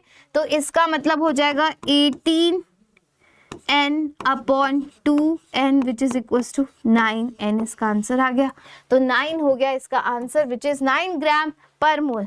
कितना हो गया बच्चा? 9 ग्राम पर मोल। n से n तो कट ही जाएगा, तो सिर्फ इसका आंसर आएगा 9 ग्राम पर मोल। आ गया इसका आंसर। तो बच्चे इसमें क्या पूछा हुआ था, इसमें एक और बार क्वेश्चन देखो फिर और अच्छे समझ आएगा। Calculate the average molar mass of sample of gas. Average mass निकालना है जिसमें दो गैसेस हैं जिनके सेम मोल्स हैं, ठीक है। एवरेज मास निकालना है, याद रखो क्या निकालना है? Molar mass of the gas. अब मैंने मान लिया कि लेट मोल्स ऑफ गैस इतना है, तो मास कितना हो जाएगा? मास ये वाला ही फॉर्मूला यूज किया मैंने, number of moles is equal to given mass upon molar mass. होता है कि नहीं होता? तो मैंने मास ऑफ H2 निकालने के लिए क्या किया? n और मोलर मास को मल्टीप्लाई कर दिया, तो 2n आ गया mass of H2। Similarly mass of CH4 आ गया मेरे पास 16n। दोनों के मेरे पास मासेस आ गए। अब मुझे क्या निकालना है? एवरेज मोलर मास। एवरेज मोलर मास का क्या मतलब होता है? यहाँ पे एवरेज मोलर मास निकालना है मुझे, m निकालना है, ठीक है। तो इसका मतलब है क्या होता है? यही सेम फॉर्मूला अप्लाई किया, मेरे पास मासेस आ गए, तो मासेस की जगह गिवन मास लिख दिया मैंने, 16n + 2n लिख दिया। उसके बाद नंबर ऑफ मोल्स लिख दिए मैंने। टोटल नंबर ऑफ मोल्स कितने हैं? H2 के भी n मोल्स है, CH4 के भी n मोल्स है, तो कितना हो गया? n + n = 2n। तो उसके बाद मेरे पास 9 ग्राम, इसका आंसर आ गया 9 ग्राम पर मोल, which is your B option। तो सिर्फ एक ही फंडा अप्लाई हुआ है, which is this one, which is this formula। आइए चीज समझ, जिससे हमने एवरेज मास निकाल दिया। चलिए आगे चलिए। अब हम लॉज ऑफ केमिकल कॉम्बिनेशंस की बात कर रहे हैं। अब केमिस्ट्री में और आगे बढ़ने से पहले हमने बहुत सारा आइडिया ले लिया। अभी हमने मास रिलेशनशिप्स देख ली, मास वॉल्यूम रिलेशनशिप्स देख ली, राइट। हमने बहुत सारा एवोगैड्रो नंबर देख लिया, नंबर ऑफ एटम्स कैसे कैलकुलेट करते हैं, नंबर ऑफ मॉलिक्यूल्स कैसे कैलकुलेट करने में बहुत सारे एग्जाम्पल्स भी आपको करवा दिए, राइट। तो बच्चा अब हमारा क्या फर्ज बनता है? अब हम करने वाले हैं कुछ लॉज जो केमिस्ट्री में हर जगह अप्लाई होते हैं। तो इस तरीके के 1 2 3 4 5 लॉज है, वेरी वेरी इंपॉर्टेंट लॉज। एक है law of conservation of mass, next है law of definite proportions, law of multiple proportions, Gay Lussac's law of gaseous volume and Avogadro's law. ये सारे लॉज देखेंगे आपको बहुत आसानी से समझ जाएंगे, बिल्कुल मुश्किल नहीं है, बस थोड़े साइंटिस्ट के नाम में से थोड़ा बड़ा लग सकता है। जैसे कि सबसे पहले है लॉ ऑफ कंजर्वेशन ऑफ मास। ये तो हम बचपन से पढ़ते आ रहे हैं। इसका क्या मतलब है? इसका ये मतलब है जो हमने पहले दिन पढ़ा था मैटर की, जो डाल्टन ने भी बोला था कि नहीं, कि matter can neither be created nor be destroyed. वही तो है लॉ ऑफ कंजर्वेशन ऑफ मास। मतलब जब भी एक रिएक्शन हो रही होती है तो कुछ रिएक्टेंट से शुरू करेंगे, फिर कोई प्रोडक्ट मिलेगा। तो इसमें क्या होता है? रिएक्टेंट, जितना रिएक्टेंट से शुरू करते हो आपको एकदम प्रोडक्ट भी उतनी ही मात्रा में मिलता है, कोई खो नहीं जाती चीज, ठीक है। जैसे कि एक बहुत अच्छा एग्जाम्पल है, मैंने CH4 और ऑक्सीजन को जब रिएक्ट करवाया, इसको क्या बोलते हैं? इसको बोलते हैं कंबशन रिएक्शन, बोलते हैं कि नहीं। जब हाइड्रोकार्बन्स की ऑक्सीजन से रिएक्शन करवाती हूँ, हाइड्रोकार्बन्स क्या होते हैं बच्चा? हाइड्रोकार्बन्स मतलब जब कार्बन और हाइड्रोजन का कोई भी, कार्बन हाइड्रोजन मिलके कोई भी सब्सटेंस बनाते हैं तो उसको बोलते हैं हाइड्रोकार्बन्स। और हाइड्रोकार्बन्स का जब भी ऑक्सीजन से रिएक्शन करवाते हैं तो ऐसे रिएक्शंस को बोला जाता है कंबशन रिएक्शंस, राइट। अब जब भी मीथेन का ऑक्सीजन से रिएक्शन करवाया, CH4 का ऑक्सीजन से, तो मेरे प्रोडक्ट्स बनते हैं CO2 and H2O, राइट। अब इससे बच्चा क्या हो रहा है कि मैंने 80 ग्राम से अगर रिएक्टेंट लिया तो प्रोडक्ट भी मुझे 80 ग्राम का ही मिलेगा, कोई प्रोडक्ट गायब नहीं होगा या ऐड नहीं होगा। समझ रहे? जितने मास से शुरू किया प्रोडक्ट में भी उतना ही मास मिलेगा। अगर ये सारी गैसेस जो बनी है इनको कैप्चर कर ली जाए, ये नहीं कि आसमान में उड़ गई है तो सही ना, पर उनको अगर हम ट्रैप करके वे करेंगे तो हमें पता चलेगा कि सेम ही रहता है। ये सिंपल सा फंडा है लॉ ऑफ कंजर्वेशन ऑफ मास, ठीक है। अब जो नेक्स्ट चीज है बच्चा, इसकी लिमिटेशन भी है। ये कोई नहीं बताता, ये तो हमें सबको पता है। बट आप 11th स्टैंडर्ड में आ चुके हो, अब 10th स्टैंडर्ड डेफिनेशन नहीं चलेगी। इसकी लिमिटेशन क्या है? जब बच्चा कोई न्यूक्लियर रिएक्शन होता है, याद रखो न्यूक्लियर रिएक्शन देखे होंगे ना, ओपेनहाइमर तो मुझे लगता है बच्चों ने देखी होगी, नहीं देखी तो प्लीज देखो, क्योंकि थोड़ी ऐसी साइंटिफिक साईफाई मूवीज देखनी चाहिए। एंड उसको साईफाई तो बोल ही नहीं सकते, because it's not science fiction, it is actually जो ट्रेजेडी हुई थी उसके ऊपर है। वो ट्रेजेडी हुई थी कहीं और, किसी और कंट्री में, किसी और पूरे ग्लोब के ऑपोजिट साइड, बट स्टिल कि जो उसके साइंटिस्ट जो इस ट्रेजेडी करने में सबसे बड़ा योगदान था, उनको कैसे रिकॉग्नाइज किया जाता है, रिकॉग्निशन मिलता है। एंड नोबडी नोज कि न्यूक्लियर बॉम्ब बनाना एक अच्छी चीज़ है कि बुरी चीज़। बुरी चीज़ है उस कंट्री के लिए जिसके ऊपर के लोगों पे वो फेंका गया बॉम्ब, एंड वहाँ पे बहुत सारे मतलब so many people died, right. तो मतलब ऐसी साइंटिफिक मतलब वो मूवी उसी चीज़ पे है, उस डिलेमा पे है उस साइंटिस्ट के, कि जो उन एक साइंटिस्ट का क्या फ़र्ज होता है कि मेरी जो भी रिसर्च है, मतलब कि मैं साइंस से प्रोग्रेस करके दिखाऊं, पर अगर वही प्रोग्रेस एक्चुअली बुरे कामों में यूज हो रही है तो क्या उसको सच में प्रोग्रेस बोला जाएगा? तो इसी डिलेमा पे मूवी है, बट उसमें हमें काफ़ी नई चीज़ें सीखने को मिलती है। ये भी बात है तो वो एक बायोग्राफी, बट स्टिल अवेयर रहना चाहिए। अब आप बड़े बच्चे हो चुके हो, ठीक है। चलिए, अब इसमें क्या है, लिमिटेशन है बच्चा, जब न्यूक्लियर रिएक्शन होता है ना, तब जो कुछ रिएक्टेंट होता है वो एनर्जी में कन्वर्ट हो जाता है। मतलब कि जो हमें प्रोडक्ट मिलेगा ना, वो सारा का सारा प्रोडक्ट हमें मास की फॉर्म में नहीं मिलेगा। तो यहाँ पे देखो क्या लिखा है, so mass of reactant is always more than the mass of product. मतलब हमने 1000 ग्राम रिएक्टेंट से शुरू किया तो हमें हो सकता है कि केवल 400 ग्राम ही प्रोडक्ट मिले, क्योंकि बाकी सारा इतना बड़ा ब्लास्ट जो होता है वो सारे की एनर्जी में कन्वर्ट हो जाता है। इसका एक बहुत अच्छा फॉर्मूला है जो आइंस्टाइन इक्वेशन बोलते हैं, E = mc², है कि नहीं, कि मास और एनर्जी का रिलेशनशिप होता है ना। Conservation of mass, conservation of energy दोनों मिलती जुलती हुई टर्म्स होनी चाहिए, बट ये केवल और केवल कंजर्वेशन ऑफ मास की बात कर रहा है। तो इसीलिए ये वाला एक्सेप्शन बताना जरूरी हो जाता है कि न्यूक्लियर रिएक्शंस में, पर ऐसा नहीं होता। ये चीज आप अपने दोस्तों से पूछ सकते हैं, बहुत अच्छा क्वेश्चन है पूछने के लिए। आई एम प्रिटी श्योर अगर आप पूछोगे कि आपको क्या किसी कंजर्वेशन ऑफ मास का कोई एक्सेप्शन पता है, प्रिटी श्योर आपका एक भी दोस्त इसका आंसर नहीं दे पाएगा। But you should know the answer and you should tell them कि सही चीज क्या है। चलें आगे। चलिए, उसके बाद है लॉ ऑफ कांस्टेंट प्रोपोर्शन की हम बात कर रहे हैं। ये दूसरा लॉ हो गया। ये एक बहुत ही बढ़िया लॉ, आप देखो आपको समझ आ जाएगा। सबसे पहले ना NO पे फोकस करो, नाइट्रोजन ऑक्सीजन पे फोकस किया। अब यहाँ पे क्या है, नाइट्रोजन का मॉलिक्यूलर वेट कितना होता है 14, एंड ऑक्सीजन का मॉलिक्यूलर वेट है जैसे कि 16, ठीक है। अब इन दोनों का रेशियो लेती हूँ तो 1:1 आता है।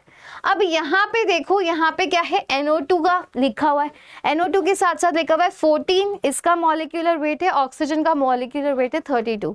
सिमिलरली N2O को देखिए, N2O में क्या है, N2 का फिर से मॉलिक्यूलर वेट 28। क्यों? क्योंकि N का क्या होता है 14 + 14 हो गया 28, ऑक्सीजन का हो गया 16 इजीली। तो इसमें क्या देख रहे हैं मैम, आप क्या बताना चाह रहे हैं? बच्चा ये बताना चाह रही हूँ कि जो भी एक फॉर्मूला है, चाहे NO का, चाहे NO2 का, चाहे N2O का, चाहे N2O2 का, इसमें क्या होता है कि बच्चा जो आपकी दो ही चीजें कंबाइन हो रही है, नाइट्रोजन और ऑक्सीजन कंबाइन हो रही है, बट अलग अलग रेशियोज में कंबाइन हो रही है। और ये जो सारे रेशियोज में कंबाइन हो रही है, कैसे रेशियोज है, होल नंबर रेशियोज। इसको बोला जाता है law of constant proportion.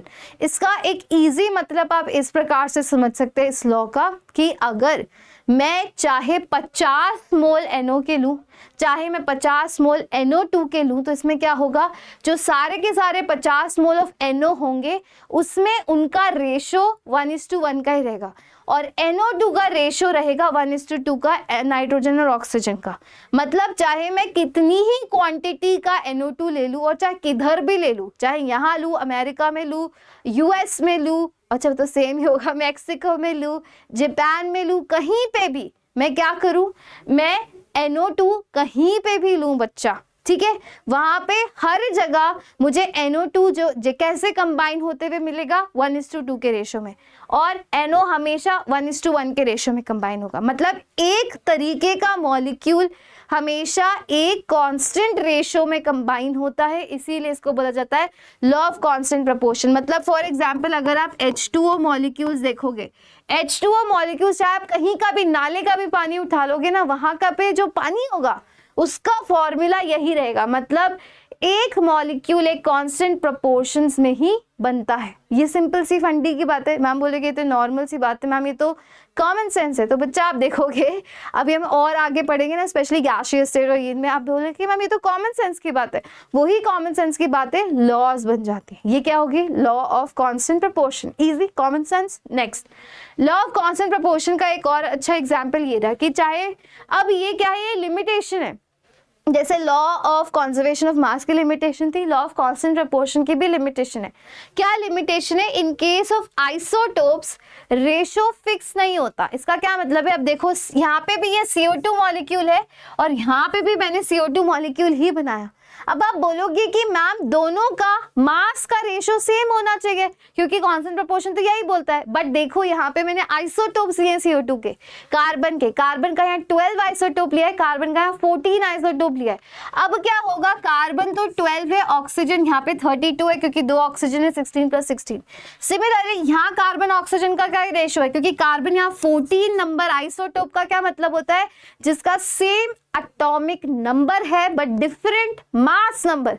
Mass change हो जाता है, नंबर ऑफ न्यूट्रॉन्स चेंज हो जाते हैं उसके एटॉमिक स्ट्रक्चर में। तो यहाँ पे 14:32 का प्रोपोर्शन हो गया। तो फिर से लॉ ऑफ कांस्टेंट प्रोपोर्शन सिर्फ एक जगह फेल होता है, जो कि है आइसोटोप्स की बात करो। दोनों ही CO2 मॉलिक्यूल्स हैं बट एक CO2 में 12 वाला आइसोटोप लिया हुआ है, दूसरे में 14 वाला। तो इनके प्रोपोर्शंस भी चेंज हो गए क्योंकि मास से ही तो ले रहे थे ना प्रोपोर्शंस, एटॉमिक नंबर से नहीं ले रहे थे, एटॉमिक मास से हम प्रोपोर्शंस लेते हैं। समझ गए ये चीज? चलो आगे है लॉ ऑफ मल्टीपल प्रोपोर्शंस। ये भी बहुत इंपॉर्टेंट लॉ है।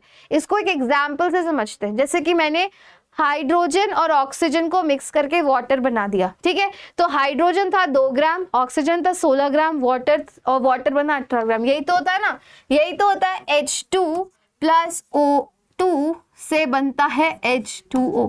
अब इसे ना O2 नहीं लिया है, यहाँ पे ऑक्सीजन ही लिया है, तो मैं यहाँ पे सिर्फ ऑक्सीजन ही लिखती हूँ, ठीक है। ये चीज समझ आई? अब देखो दूसरा फंडा क्या है। एक तो H2O बन गया, एक और मैं मॉलिक्यूल बना सकती हूँ H2O2 बना सकती हूँ। अब इसमें क्या हुआ, यहाँ पे मैंने फिर से H2 लिया, यहाँ पे O2 लिया, मतलब कि हाइड्रोजन 2 ग्राम है, ऑक्सीजन 32 ग्राम है, तो मुझे 34 ग्राम हाइड्रोजन पर ऑक्सीजन। ये बैलेंस इक्वेशंस नहीं है, क्योंकि ये बैलेंस इक्वेशंस नहीं है इसीलिए यहाँ पे ऐसे वर्ड्स के फॉर्म में लिखा हुआ है। बट आप समझ जाओ कि H2O2 पाने के लिए मुझे 2 हाइड्रोजन्स और 2 ऑक्सीजन्स की जरूरत है कि नहीं। यहाँ पे क्या है, 2 और सॉरी ए, यहाँ पे भी 2 हाइड्रोजन्स और 1 ऑक्सीजन की जरूरत है। अब ये तो मैम कांस्टेंट प्रोपोर्शन जैसी चीज लग रही है, पर ये है नहीं, क्योंकि बात वही है पर थोड़ी सी अलग बात है, ठीक है, थोड़ी सी अलग बात है। देखो यहाँ पे क्या है, therefore the masses of oxygen 16 ग्राम और 32 ग्राम which combined with the fixed mass of hydrogen bear a simple ratio of 16:32 और 1:2। अब इसमें क्या है, जैसे कि पिछले वाले में हम केवल एक ही कंपाउंड की बात कर रहे थे, NO की अलग बात कर रहे थे, NO2 की अलग बात कर रहे थे कि NO2 में नाइट्रोजन और ऑक्सीजन का रेशो पूरी दुनिया में फिक्स रहेगा और N2O2 का मॉलिक्यूल कहीं पे भी होगा उसमें नाइट्रोजन और ऑक्सीजन के मास का रेशो फिक्स रहेगा, ठीक है। ये मैंने बोला था। अब क्या कर रही हूँ, अब मैं 2 अलग तरीके के मॉलिक्यूल्स, पहले मैं एक ही तरीके के मॉलिक्यूल्स पूरी दुनिया में कंपेयर करी थी, अब मैं 2 तरीके के मॉलिक्यूल्स जैसे H2O और H2O2 को कंपेयर कर रही हूँ। इसमें मैंने क्या किया, इसमें मैंने ये देखा कि मैंने यहाँ पे इन दोनों के दोनों मॉलिक्यूल्स में H2 को तो फिक्स कर दिया, H2 मेरा फिक्स्ड है, H2 मेरे दोनों केस में कितना है 2 ग्राम है कि नहीं। पर मैंने ऑक्सीजन वेरी किया, यहाँ पे ऑक्सीजन था 16 ग्राम, यहाँ पे ऑक्सीजन था 32 ग्राम, ठीक है।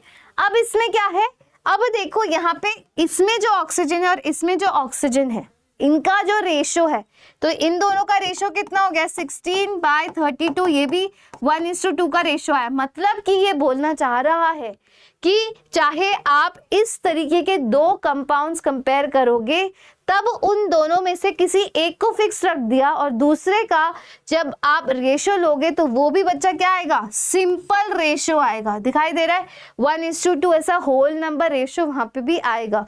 तो ये होता है लॉ ऑफ मल्टीपल प्रपोर्शंस। इस पे ना हम एक क्वेश्चन करके देखेंगे, उसमें और बेहतरीन तरीके से समझ आएगा। बट इसमें यही बात बोलना चाह रहा है कि देखो यहाँ पे ऑक्सीजन 1 है तो यहाँ 2 हो गई, 2.5 नहीं हुई है। समझ आ रही है? तो इसको बोलते हैं लॉ ऑफ मल्टीपल प्रपोर्शन। यहाँ पे 16 ग्राम यूज हो रही थी तो यहाँ उसकी 32 ही होगी, नीचे 2 टाइम्स हो जाएगी और 3 टाइम्स 4 टाइम्स 5 टाइम्स, पर 5.5 टाइम्स नहीं होती, 5.2 टाइम नहीं होती। होल नंबर रेशो में ऐसे बढ़ती जाती है, H2O2 बन गया जैसे कि यहाँ पे भी तो होल नंबर रेशो था, यहाँ NO से NO2 बना, यहाँ पे N2O बना, होल नंबर रेशो ना। अब यहाँ पे जैसे कि NO में क्या किया, नाइट्रोजन फिक्स कर दिया, ऑक्सीजन वेरी कर दी। अब NO और N2O में क्या है कि ऑक्सीजन फिक्स कर दी, नाइट्रोजन को वेरी कर दिया। तो फिर से 14 और 28 का 1:2 का रेशो है, which is once again a whole number simple ratio. वही बोलना चाह रहा है कि चाहे मैं एक कंपाउंड, तो मैंने देखा लॉ ऑफ कांस्टेंट प्रपोर्शन ये था कि पूरी दुनिया के सारे दुनिया के NO मॉलिक्यूल्स सेम होते हैं, उनका प्रपोर्शन सेम होता है। मल्टीपल प्रपोर्शन होता है कि जब मैंने NO, NO2, N2O3 मैंने क्या इन तीनों को कंपेयर किया, कोई एक एटम मैंने फिक्स कर दिया। अब उसको फिक्स करने के बाद दूसरे एटम्स जब मैंने कंपेयर करे तो मैंने देखा कि वो एटम्स एक दूसरे के भी होल नंबर रेशियोज में आते हैं। जैसे ये था, ये 16 है तो ये इसका ट्वाइस हो गया या थ्राइस हो जाएगा, 4 टाइम्स हो जाएगा, ऐसे ही आपको मिलेंगे। ठीक है, अब देखो इसमें भी क्या है, इसमें देखो फॉर एग्जांपल CO2 की बात करें, लॉ ऑफ मल्टीपल प्रोपोर्शन में C और O2 कार्बन और ऑक्सीजन मिलके दो तरीके के कंपाउंड्स बना सकते हैं। एक कंपाउंड है CO2, दूसरा कंपाउंड है CO, है कि नहीं। अब CO2 में क्या है, 12 ग्राम कार्बन है CO2 में भी, और CO में भी 12 ग्राम कार्बन है, फिक्स्ड है। पर क्या वेरी हो रहा है, ऑक्सीजन वेरी हो रही है। अब यहाँ पे देखो ऑक्सीजन है यहाँ पे 32 ग्राम, है कि नहीं, 2 ऑक्सीजन 32 पर यहाँ एक ही है तो ये 16 ग्राम। अब ये 32 और 16 का रेशो लूंगी तो फिर से 2:1 कितना आएगा, whole number ratio, simple ratio आ रहा है। तो ये छोटी सी बात है, आई नो मैम इसका लॉ बनाने की क्या जरूरत थी, बट क्योंकि बच्चा ये जो भी चीजें यूनिवर्स में एग्जिस्ट करती है जो आपको कॉमन सेंस लग सकता है, वो सारे कॉमन सेंस लॉज के फॉर्म में मिलते हैं हमें। यही बात मैं बता रही हूँ। जब थोड़े थोड़े और बड़े होंगे तो आपको इवन फिजिक्स के लॉज भी कॉमन सेंस वाले लगने लग जाएंगे, क्योंकि जैसे जैसे चीजें समझ आती है, क्योंकि हमें ये कॉम्बिनेशंस हमें बचपन से समझ आते हैं, क्योंकि हमारा ब्रेन इतना इवॉल्व है ये समझने के लिए, राइट। तो ऐसे ही आपको हर चीजें कॉमन सेंस थोड़े दिनों के बाद लगने लग जाएंगी। चलो आगे चले, नेक्स्ट है गे-लुसाक्स लॉ। ये बच्चा, ये वो साइंटिस्ट थे जिन्होंने क्या बोला था, अकॉर्डिंग टू हिम एलिमेंट्स जो है वो कंबाइन करते हैं सिंपल रेशो में ऑफ एटम्स, और जो गैसेस है वो कंबाइन करती हैं simple ratio to their volume. समझ आया कि जैसे कि यहाँ पे एक वॉल्यूम ऑक्सीजन एक वॉल्यूम क्लोरीन से कंबाइन करके 2 वॉल्यूम ऑफ HCl बनाती है। तो ये चीज उन्होंने क्या बोला, उन्होंने वॉल्यूम्स और मोल्स के बीच का एक प्रकार का रिलेशनशिप दिया है। उन्होंने ये बोला कि गैसेस है वो कैसे कंबाइन करती है, जैसे फॉर एग्जांपल H2O यहाँ पे लिया तो H2O में क्या होगा, अगर H2 का 1 वॉल्यूम H2O बनाना है, अगर मुझे H2O अगर मुझे बनाना है तो H2 प्लस O2 का रिएक्शन करवाना पड़ेगा। इसका मतलब H2 होगी मेरी 1 वॉल्यूम, ये होगी हाफ वॉल्यूम और ये होगी 1 वॉल्यूम। ठीक है, तो ratio by volume of hydrogen oxygen water is 1/2 और 1/2 को सिंपल नंबर में लिखने के लिए क्या करते हैं, इस पूरी इक्वेशन को 2 से मल्टीप्लाई कर दूं तो ये रिफ्रैक्शन हट जाएगा। जब इस प्रकार का दे रखा हो 1:2 अब ये मुझे फ्रैक्शन हटाना है तो क्या किया, पूरी की पूरी को 2 से मल्टीप्लाई कर दिया तो आ जाएगा 2:1:2, तो ये मेरा होल नंबर रेशियो हो गया। तो इस प्रकार से भी आप कर सकते हैं, 2:1:2 हो गया। ठीक है, चलिए आगे, what's the time, let me check it. Okay, we still have 5 more minutes, तो 5 more minutes का फायदा उठाएंगे। ये चीज समझ आई सभी को? चलिए ठीक है, गे-लुसाक्स लॉ क्या कर रहा है, सिंपली वॉल्यूम और मोल्स को इक्वेट कर रहा है, सिंपली। फिर से केवल और केवल गैसेस पे अप्लाई होता है, ये याद रखना, गैसेस पे अप्लाई होता है। तो ये बोलना चाहता है एक सेंस में कि जैसे 1 मोल H2 है, इसका सिमिलर मीनिंग है 1 वॉल्यूम H2। 1 मोल क्लोरीन गैस का सिमिलर मीनिंग है 1 volume of Cl2। 2 moles of HCl का सिंपल मीनिंग है 2 वॉल्यूम्स ऑफ HCl। ये सिंपल बता रहा है, केवल गैसेस कंबाइन करती है सिंपल रेशियो में of volumes provided all measurements are done at same temperature and pressure। Pressure और टेम्परेचर की कंडीशंस आपको चेंज नहीं करनी है। आइए चीज समझ। अब आगे चलते हैं एवोगाड्रोस लॉ। एवोगाड्रोस लॉ तो अभी मैंने डिस्कस किया ही था। एवोगाड्रोस लॉ क्या बोलता है, अभी जो गे-लुसाक्स ने बोला था उसी पे इनका मॉडिफिकेशन है। इनका क्या मॉडिफिकेशन है कि इक्वल वॉल्यूम ऑफ गैसेस, मैंने बताया था ना कि जब एक डब्बा जो लिया था मैंने, याद करो, थोड़ा विजुअलाइजेशन प्रोसेस यूज करो, ठीक है। अगर उन्होंने बोला था कि इक्वल वॉल्यूम ऑफ गैसेस का क्या होता है, इक्वल नंबर ऑफ उनमें मॉलिक्यूल्स होता है। Equal volume of gases under similar condition have equal number of molecules. आइए चीज समझ, इक्वल वॉल्यूम ऑफ गैसेस में जैसे कि इन्होंने ही बोला था कि वॉल्यूम और नंबर ऑफ मॉलिक्यूल्स, मोल्स नहीं बोल रहे हैं, नंबर ऑफ मॉलिक्यूल्स क्या होते हैं, एक दूसरे के प्रोपोर्शनल। मोल्स भी हो सकते हैं क्योंकि मोल्स एंड मॉलिक्यूल्स भी प्रोपोर्शनल है, ठीक है। नंबर ऑफ मॉलिक्यूल्स के प्रोपोर्शनल है, तो प्रोपोर्शनैलिटी साइन हटाने के लिए के लगा दिया। इसका मतलब ये भी हो सकता है V1/N1 = V2/N2। इसका एक बेहतरीन एग्जाम्पल ये है कि एक मेरे पास गुब्बारा है जिसका V वॉल्यूम है, दूसरा मेरे पास गुब्बारा है जो उससे ट्वाइस बड़ा है, 2 वॉल्यूम है। तो नंबर ऑफ एटम्स कितने होंगे, तो बच्चा इसमें नंबर ऑफ मॉलिक्यूल्स हो जाएंगे 2n, नहीं अच्छा n, V में n मॉलिक्यूल्स हो गए तो इसमें उसके ट्वाइस हो जाएंगे 2n। मतलब कि ये दोनों एक दूसरे के प्रोपोर्शनल है, जितना वॉल्यूम बढ़ेगा उतने ही नंबर ऑफ मॉलिक्यूल्स भी बढ़ेंगे। दोनों क्या है, प्रोपोर्शनल रिलेशनशिप है, इसको बोलते हैं एवोगाड्रोस लॉ, ठीक है। चलिए आगे ये वाला मुझे क्वेश्चन करके कौन बताएगा। A quantity of 10 gram of hydrocarbon exactly requires 40 gram of oxygen for complete combustion. The products formed are CO2 and water. When CO2 gas formed is absorbed completely in lime water, the mass of solution increases by 27.5 gram. What is the mass of water formed by combustion? Very easy question. आपको क्या दिया हुआ है, आपको सबसे पहले दिया हुआ है quantity of 10 gram of hydrocarbon. क्या है कि मेरे पास कोई भी हाइड्रोकार्बन है तो इसके आगे मैं लिख रही हूँ CnHm लिख देती हूँ, ठीक है। मुझे नहीं पता कौन से हाइड्रोकार्बन है, कितने कार्बन से कितने हाइड्रोजन है मुझे नहीं पता, पर मुझे ये पता है कि ये 10 ग्राम है मेरे पास। कितनी है, 10 ग्राम्स है, ठीक है, मैंने लिख दिया। उसके बाद exactly requires 40 gram of oxygen. अब इसको चाहिए 40 ग्राम ऑफ ऑक्सीजन। कितनी चाहिए, 40 ग्राम्स ऑफ ऑक्सीजन चाहिए। मैंने लिख दिया कंबशन रिएक्शन है, ठीक है, फॉर कंप्लीट कंबशन करा दिया मैंने। तो ये बता रहा है कि आपके पास CO2 बनती है और क्या बनता है बच्चा, वाटर बनता है। हमें पता ही है कंबशन रिएक्शन में CO2 और वाटर बनते हैं जब हम हाइड्रोकार्बन्स का कंबशन कराते हैं।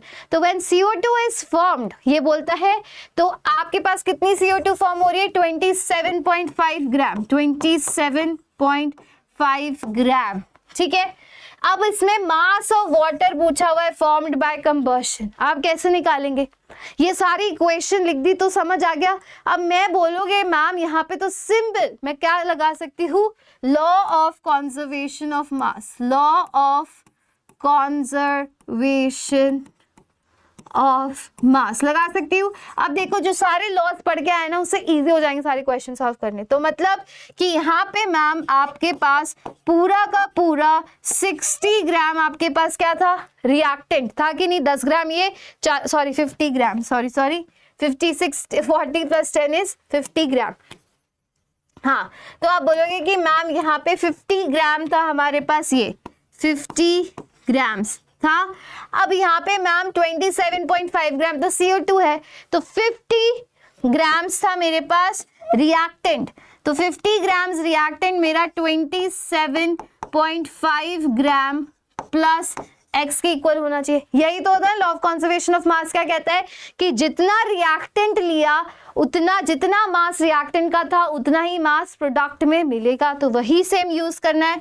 तो x की वैल्यू हो जाएगी 50 माइनस 27.5 हो जाएगी 50 माइनस 27.5, यही आएगा answer 50 minus 27.5 which is equal to 22.5। आगे answer 22.5 would be the answer. I hope this thing is clear to everybody.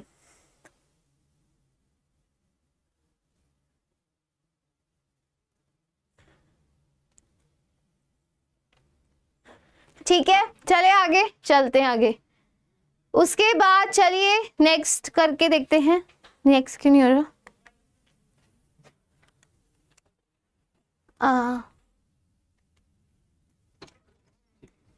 ये नेक्स्ट नहीं हो रहा।